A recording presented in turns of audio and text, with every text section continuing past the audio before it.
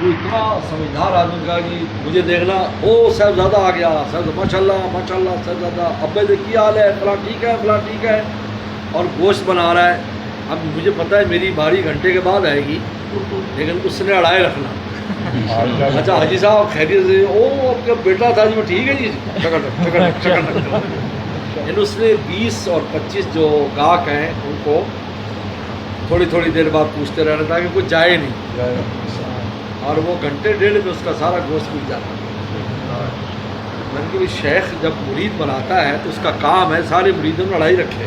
انہوں نے بتایا بھی شیخ مبتلے نے رابطے میں آگے وہ ادھر ادھر نہ جائے. مقصد تو یہ ہے نا، مقصد تو منزل تک پہنچانا ہے، ادھر ادھر نہ. یہ کیا ہے جی، پیر مرید بنایا، پیر صاحب سے ملاقات ہی نہیں، پیر صاحب غائب ہیں. منظر عام سے ایسا نہیں ہے.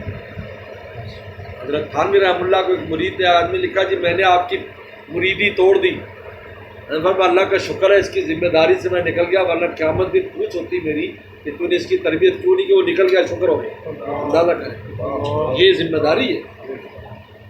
اس لیے ہمارے سلسلے میں دل جلاتے ہیں، روتے ہیں رات کو بھی دن کو بھی.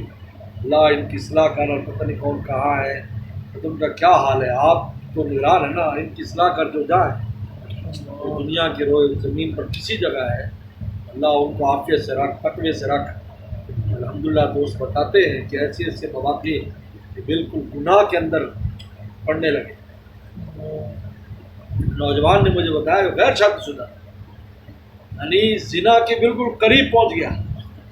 کہتے یکدم مجھے آپ کی کوئی بات یاد آ گئی تو میں وہیں سے بھاگ پڑا، اور مجھے بات اس نے بتائی کہ میں حیران ہو گیا. تو اس دن پتہ چلا کہ جی پیر صاحب تھوڑے نال تعلق کا کی طاقت ہے. نفس تو مجھے پہنچا گیا،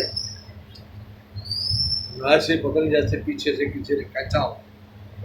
وہ دعائیں ہوتی ہیں نا، اللہ ہی بات کر رہے ہیں.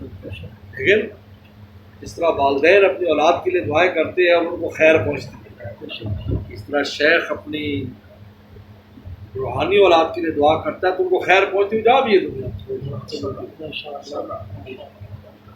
ہمارے سلسلے میں ہمارے شیخ کا بھی سلسلہ، لیکن فالج تھا حضرت کو سوائے 3 سال کے آخری فالج میں بھی خط سنتے تھے اور جواب لکھوایا کرتے تھے. خط سنتے آتا ہے جی حضرت یہ خط آیا، پھر وہیں جواب لکھواتے ہیں. مجھ سے کئی دفعہ میں نے بھی جواب لکھے کہ بھائی اس سوال کا جواب یہ لکھ دو یہ لکھ دو، خط واپس کرتے ہیں. ویسا رابطہ ہے.